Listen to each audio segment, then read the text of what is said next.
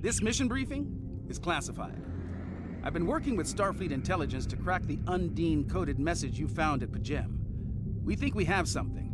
There are several references to the Paulson Nebula in the data. Starfleet needs you to survey the nebula and find out why the Undine have an interest in it. Be careful. I've been in that nebula before. The composition of the clouds may screen opponents from your sensors.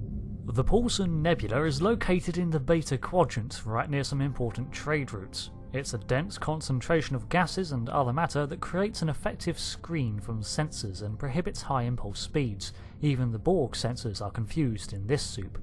A perfect hiding spot. The minute we enter, Temet reports a distress signal from the ship identified as the USS Valor. It's under attack. The aggressors seem to be Gorn. First time we've run into them in the 25th century. We move in to assist as quickly as possible, driving away the Vishap frigates. These more rounded vessels are a far cry from the earlier Gorn ships of the 2200s, and it's not the only thing that has changed. The Gorn have long had tumultuous histories with the Klingons, but things came to a head when Chancellor Martok expelled Gorn diplomats from the Empire in response to an unprovoked attack along the border in 2384. Thank you for the assist. Our ship is on a mission to map the Paulson Nebula. Unfortunately, we failed to adequately compensate for the power drain the nebula had on our engines. We retreated from the nebula to make repairs. That's when we stumbled upon an illegal Gorn mining operation. If you hadn't shown up when you did, we'd be sucking vacuum. Our chief engineer says there's no way we can make it back to a starbase. In fact, without new dilithium crystals, we're stuck. There are crystals on some of the larger asteroids here. That's why we headed for this location in the first place. If you could gather some crystals for us, we can make it to safety. Send us a hail if you have any questions about the nebula. We would be happy to share our data. The Armiger, in theory, could spare some dilithium for the Valor, but to do so would leave us as vulnerable as our ally here. So the best option is indeed to procure some crystals from elsewhere. Fortunately, the nebula is rich in dilithium and dilithium compounds, hence the reason for the speed restrictions. The USS Valor seems to be a Centaur-class starship, a rarer model of vessel that was sort of kit-bashed of Excelsior and Miranda components. By this I mean that the schematics for both the Excelsior and Miranda were broken down and used to construct this vessel.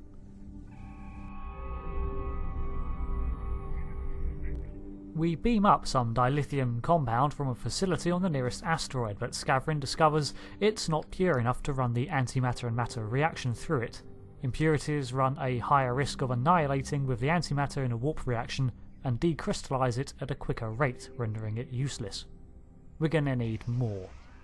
Unfortunately, the Gorn patrols in the area object, and despite trying to avoid a conflict by sneaking in and snatching the crystals while the Gorn ship was behind an asteroid, so noble of me I know, the lack of full impulse limits my escape plans, and firefighting ensues.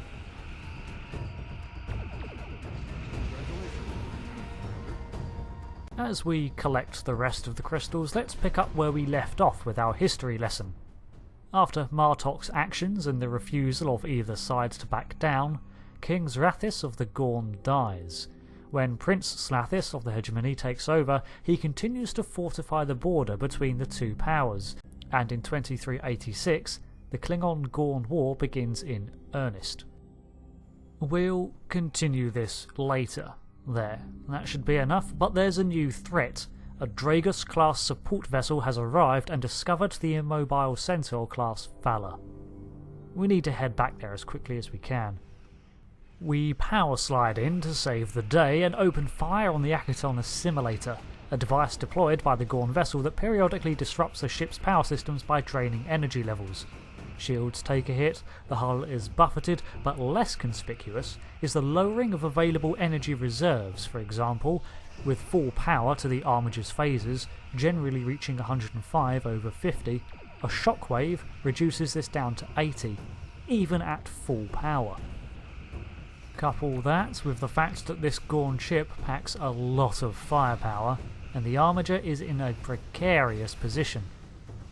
The damage is more extensive than first thought. as a myriad of disrupted subsystems seem to fail at once and numerous hull breaches wreck the Armiger. Repair teams are dispatched immediately to do what they can, but even with the Gorn ship destroyed, the deployed assimilators continue to disrupt the ship's power systems, effectively leading to malfunctions and extensive chain damages.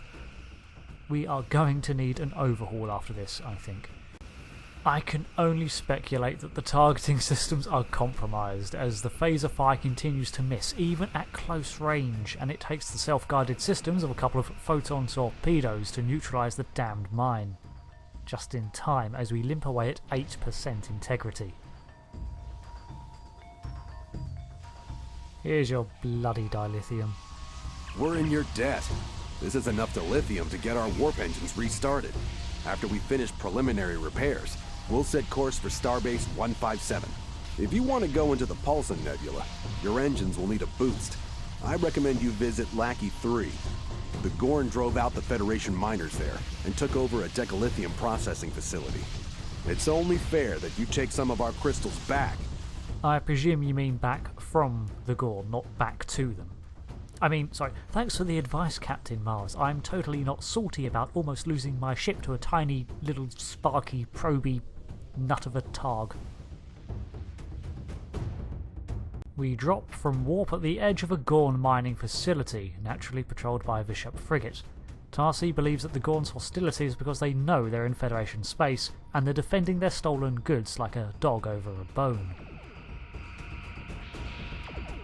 We attempt to reclaim some of the Federation's crystals via transporters, but find them scrambled by a signal from nearby.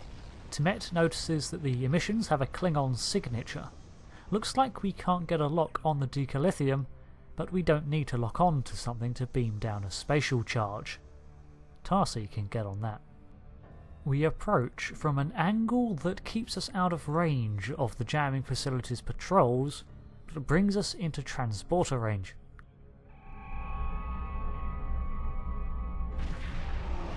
And there go the fireworks. But in the time it took us to do this, however, the mining facility managed to evacuate several ships. And they call in reinforcements, which take us by surprise. Using the environment to our advantage, we can disrupt their line of sight and prevent a disruptor lock by hiding behind an asteroid. This buys time to formulate a strategy. The Tuatara cruiser here is the hardier of the three reinforcing vessels, so we take out the weakest first to reduce incoming fire, which are the two frigates closing in on the port.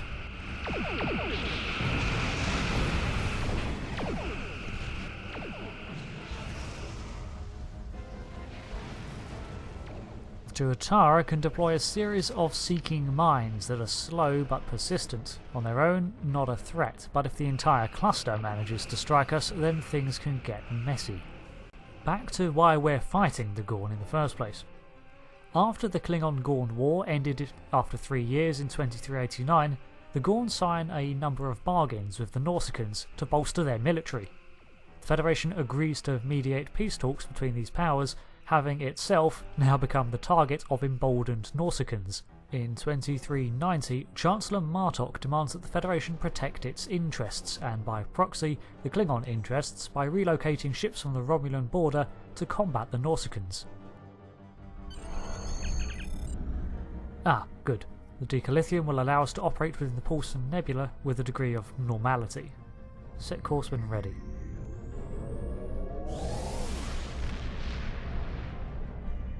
So our investigation into the nebula continues. We set course for a number of large objects. As expected, the sensors are useless at anything but close range, so we're going to have to wade through this densely charged purple haze to investigate these masses, which are little more than shadows on our scanners. Frankly, eyeballing it would probably provide a clearer image of what's going on out there. We pass along an abandoned mine. I suspect it was refining the dilithium hydroxyl which gives this nebula its violent violet hue into dilithium. But all seems quiet now. Its bent towers, weathered by the storms of energies that break against its stony shore. Enemy signatures in the distance soon mark themselves as birds of prey, Klingon vessels stationed around a large metal husk. This seems a likely spot. The Klingon vessels aren't much of a threat, so let's go investigate this satellite. It's a dud. This old satellite is from the 22nd century, deployed to survey the nebula before ships could safely traverse it, long since defunct. The final mass is that of an asteroid, so let's set a course. So where were we? Oh, right. In order to settle things between the Gorn, Klingons, Nauticans and the UFP, the Federation eventually agrees to hold peace talks. Unfortunately, the peace talks break down with an assassination attempt on the Gorn ambassador, which the Klingons deny, and the Klingons return to full-scale war with the Gorn for a further 2 years, driving the stubborn reptilian race back and seizing much of their territory. Oh, hold up, we have something. Seems to be a minefield around the asteroid and a Klingon Raptor escort. We arm weapons and clothes to engage, but one of those mines that Tarsi warned us of triggers and impacts the shields. It seems we may have to take it slow. Fortunately, the Raptor leaves the confines of the minefield, allowing us to safely engage and dispatch it. Running a cautious scan of the asteroid reveals it to be surrounded by Klingon mines, and Klingon life signs are present on a compound attached to the base. There are a lot of transmissions in the area, so Temet speculates that the facility is a secret listening post. We'll beam down when we reach transporter range. Let's finish up on how the Gorn ended up enemies of the Federation first. Chancellor Jimpok, having replaced Martok, agrees to several more attempts for peace between the Gorn and the Klingons, but every time the talks are disrupted by an explosion or the like before any progress can be made. In 2400, the Klingons claim that the Gorn's leadership has been infiltrated by the Undine, species 8472. The Federation removes themselves from this diplomatic mess, citing the whole event as unlawful and boiling down into pure feuding. In the end, the Klingons occupy the Gorn homeworld, and in return for fealty to the Empire, the Gorn are allowed to live on. Thus, the hegemony was absorbed into the Klingon Empire.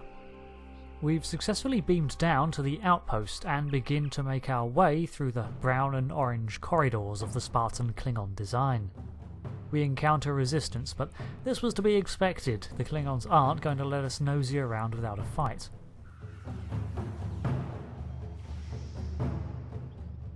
We step into what looks like the control room to find a swordmaster as he orders a message to be sent away to the fleet before we can interfere.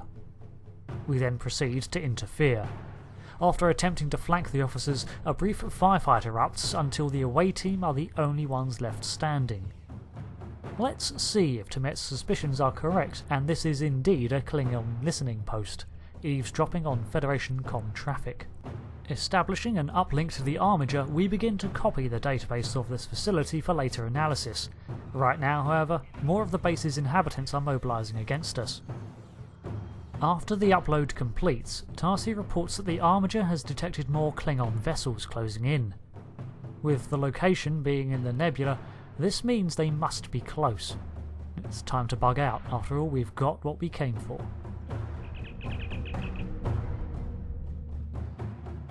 Well done. Starfleet will analyze the data from the listening post, and with luck, there will be something there that will help us in our fight against the Klingons. And we're done. This mission marked the first time that the Constitution-class Armiger A showed its age.